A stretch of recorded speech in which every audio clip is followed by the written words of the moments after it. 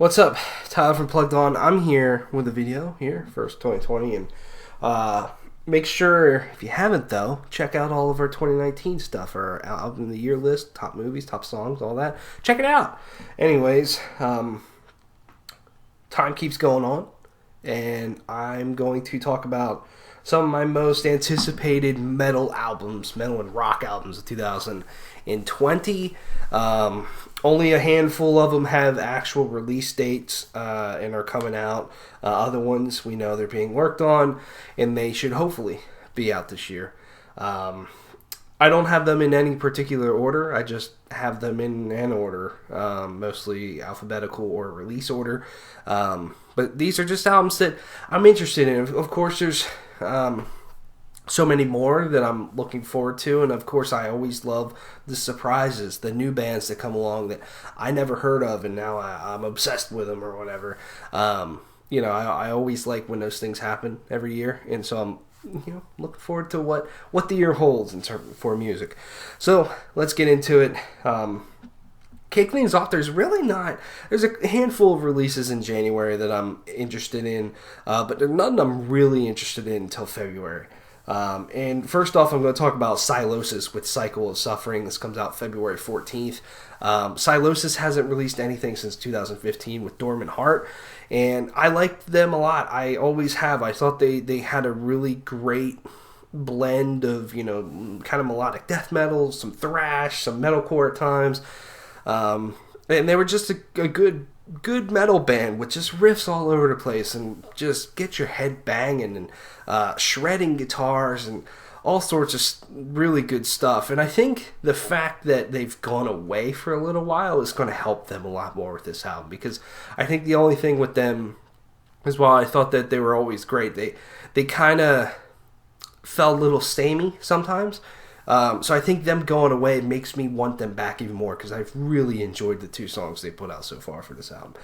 Next up is one I'm just straight out interested in listening to because I could not fucking stand their last album, and that is Suicide Silence with Become the Hunter. I used to love Suicide Silence back in the day with Mitch Lucker. I even liked their first record with Eddie Hermida when he joined the band, but man, I could not do their self-titled album. I listened to it. I remember doing a video on it, and I said in that video I never want to listen to this album again. I haven't since.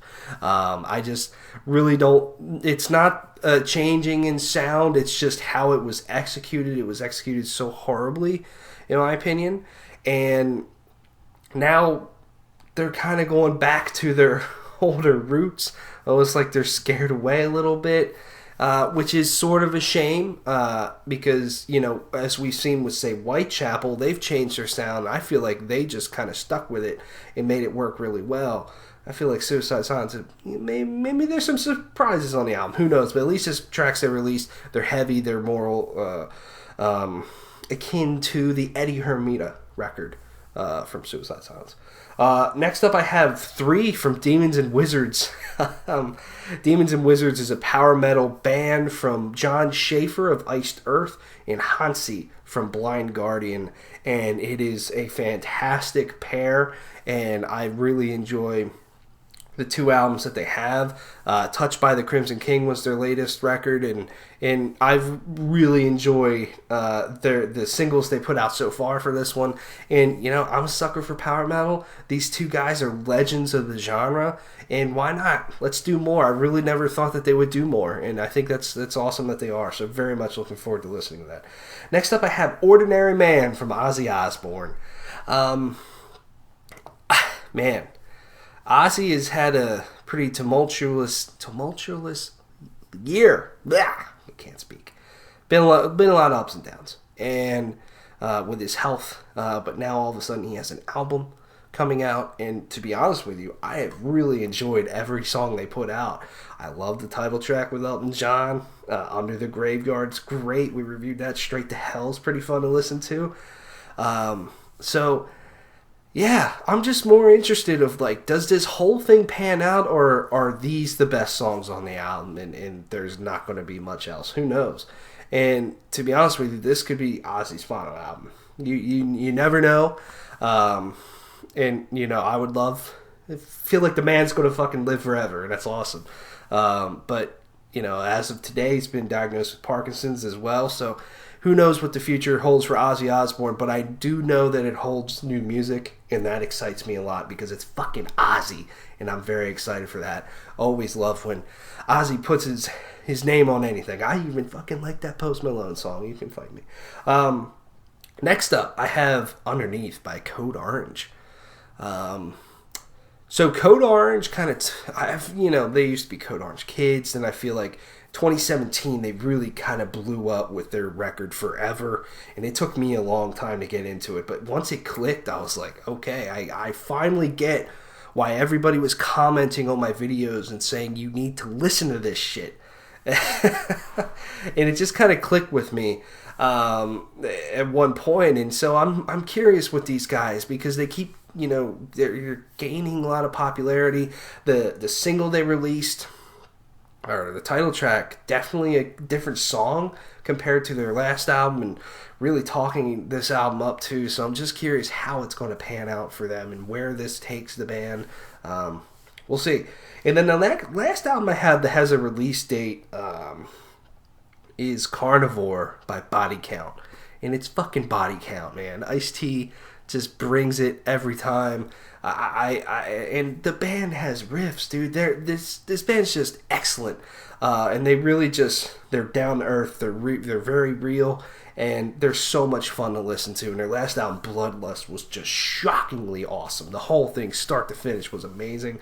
I loved listening to that album. It made playing Mass Effect Andromeda just a little bit better, because that game's shit. Anyways, just looking forward to it, man. It's Body Count. I love it. Moving on. So the next crop of bands are just saying, they said we're working on new material, or they're in the studio, whatever. They're hoping to have new albums out this year, and so looking forward to any of these. Carcass, man, I would love new Carcass music. They did just put out a new song, which was awesome, and they haven't put anything out since Surgical Steel in 2013, which was a fucking amazing comeback, amazing record for this band. And in a weird way, I kind of like that they haven't milked it. And they haven't put out 2 or 3 more albums since, of just like, make every album from this band an event for the metal community, for the death metal fans, whatever. And I just think it'll pay off well for them. And man, I'm just excited for whatever they do, because this band's one of the best extreme metal bands out there, and Surgical Steel was just a masterpiece. So I'm looking forward to that. Next up, it's just a band that you always look forward to what they're doing, whether you like it or not, in the end, and that's Deftones. Gore was an interesting album. I liked it, but to be honest with you, I don't come back to it as much as I thought I was going to come back to it. There's a couple songs here and there, but it's not a bad album. It's definitely was an album, at the time, Chino Moreno and Steven were kind of battling publicly, almost, in a way of like, well, I want to go this way and you want to go that way, and you could kind of feel that with the album. So I hope this one has a lot more cohesive direction, either like, let's fucking go heavy, or let's just do some more atmospheric melodic stuff. Deftones is so good either way that I'm just fascinated by what they do. And I mean, it's fucking Deftones, man. Next up is a band that really shifted their sound with their record from a few years ago. And at the time, even myself, I was kind of like, I don't know about this, but the more I listen to it, and over time, the more it has clicked with me. I really like this album, and that is Gojira. I'm looking forward to whatever these guys do. And Magma really took this band in a different direction. They really simplified their sound, but kept their aggressiveness in their riffage, but then adding so many cool elements to their sound as well. And yeah, it wasn't as technical or crazy as some of their previous stuff, or just downright heavy, but it was a great listen. And I'm just wondering if they bring back any of their older sound into this, or do they keep going in a new direction and just trying new things. And because I feel like Magma really kind of took these guys to another level. And will the next record take them even further? Who knows? Next up, I have just a couple, at least one here. It goes along with Ozzy, but it's a very legendary man in heavy metal, and that is King Diamond. I love Masquerade of Madness, the single they released, and I'm really just looking forward to this because it's fucking King Diamond. It's heavy metal. There's no one out there that sounds like King Diamond that has ever sounded like King Diamond, and yeah, I'm just looking forward to new music from him and his crew, and seeing what they do, and also for them to go on tour. I know they just went on tour, but man, I really want to see King Diamond so badly. And then next up is Lamb of God. For multiple reasons. One, their album from 2015, Strom und Drang, was, I think, one of their best releases, hands down. As a whole, that album was so good. But Chris Adler is not in this band anymore on drums. How does that affect them at all? And, you know, I don't think it's going to completely change Lamb of God's sound, but there is no drummer out there that sounds like Chris Adler. And he brought such an incredible talent to this band, arguably the most talented piece of Lamb of God. So where does that go now that he's not in the band? And, man, I'm just curious how that affects your songwriting, but I'm looking forward to more Lamb of God. Next up is a band that I've really enjoyed them over the past couple of albums, and I know a lot of people have dropped off on them. They have either brought you in, or you're just like, nah. And that is Mastodon. I like Emperor Sand a lot. I like the way they're going personally. I know people are like, bring back Leviathan and Remission, man. What the fuck, this band? I can't do this anymore. But hey, man, I think Mastodon they do interesting things, and I just love their sound. And I don't think Emperor Sand is their best album. I'm a Crack the Sky guy. It was awesome seeing that over the summer. Played in its entirety. But, you know, where do they go? Because, you know, they had a couple even more radio hits with Emperor of Sand, with Sultan's Curse and Show Yourself. But, you know, do they ever go back to the heaviness? Probably not. But where do they go? Do they do something as big and grand as Crack the Sky? Who knows? The next one I have on this list, almost like Suicide Silence, but probably even more so, just out of sheer curiosity. And I'm curious if they'll get a full album out this year. I know they're touring behind one of their classic releases, and that is Machine Head. I only have it on this list just to see what the fuck they do, because Catharsis was such a trash fire, and really kind of, in a way, destroyed the band as we knew it. A lot of members have left. Phil Demmel has spoken very publicly about, like, I didn't like that album. And I really did not like the other song they put out, Do or Die, just a couple months ago. I just thought lyrically it was just horrible. What does Rob Flynn do with now? You know, I'm just so curious on what is next for Machine Head. They're touring behind Burn My Eyes on a 25th anniversary tour, and part of me's tempted to go see that, but part of me is also like, dude, I'm not sitting through Machine Head for 2.5 hours. Like, I like Machine Head, but I don't know if I can do that. But playing that, do they go back to a more Burn My Eyes style of some shorter songs that just hit really hard? Do they ever go back to fucking some of their new metal-ish sort of roots that they got into in the late 90s?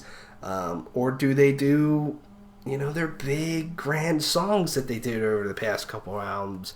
I don't know. I'm just curious wherever this band goes, just to listen at least once. Next up, I have a trio of thrash goodness, and I'm just going to list them off here: Megadeth, Power Trip, and Warbringer.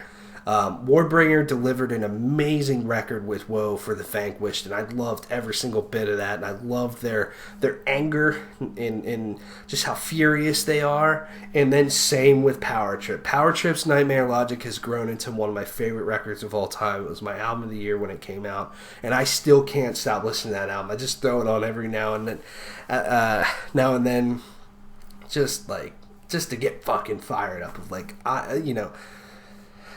I'm at work. I need to get shit done. Put that out. Let's go, boy. And shit just happened. So, in Power Trips, I feel like that album definitely took them to another level. Where do they go from here? How do they even top that? Who knows? So, really looking forward to them. And then Megadeth. Dave Mustaine got diagnosed with throat cancer, but recently said, "I'm back, baby." And now they're on tour with Five Finger Death Punch, which is just weird to say. Supporting Five Finger Death Punch in Europe. But, hey, man. No, I'm not denying Five Finger Death Punch is huge. But,